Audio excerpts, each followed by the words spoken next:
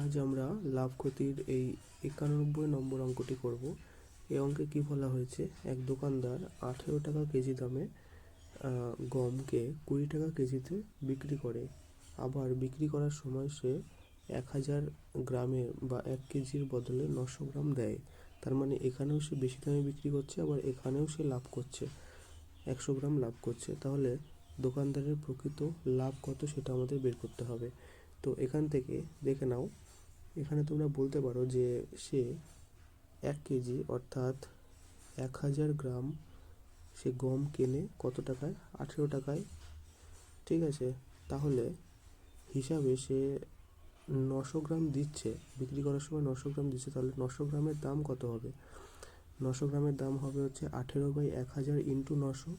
তো এখান থেকে কাটাকাটি করলে তোমাদের বেরিয়ে যাবে 16.2। কাটাকাটি করে দেখো, এটাই বেরোবে। তাহলে আসলে তার এত টাকা ক্রয় মূল্য দাঁড়াচ্ছে। এইবার সে বিক্রি করার সময় সে এই 900 গ্রামই কত টাকায়, 20 টাকায় বিক্রি করছে। তাহলে তার লাভ কত হচ্ছে? এই 20 থেকে এটা বাদ দিলে 3.8 টাকা লাভ করছে। কততে লাভ করছে? 16.2-তে, তার মানে 16.2। ঠিক আছে, তো ইন্টু 100, এখান থেকে দশমিক দশমিক কেটে দেবা, কাটাকাটি করলে বেরিয়ে যাবে হচ্ছে অপশন এ এর উত্তর।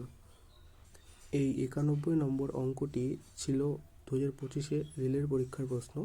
এরকম পার্ট ওয়াইজ তোমরা এখানে দেখতে পাচ্ছ, লাভ ক্ষতির পুরো পার্ট ভিত্তিকভাবে দেওয়া আছে। তো এখান থেকে আমি 7 নম্বর পার্টটা খুলছি। এই 7 নম্বর পার্টে তোমরা 91 নম্বর প্রশ্নটি দেখতে পাচ্ছ, এটাই আজকে আমরা সমাধান করলাম। তো এই সব প্রশ্ন পেতে তোমরা আমাদের এই অ্যাপ্লিকেশন গুগল প্লে স্টোর থেকে ডাউনলোড করতে পারো। এই সবগুলি প্রশ্নের সমাধানের জন্য ক্লিক হেয়ারে ক্লিক করবে, পরবর্তী প্রশ্নের জন্য নেক্সট পেজে ক্লিক করবে।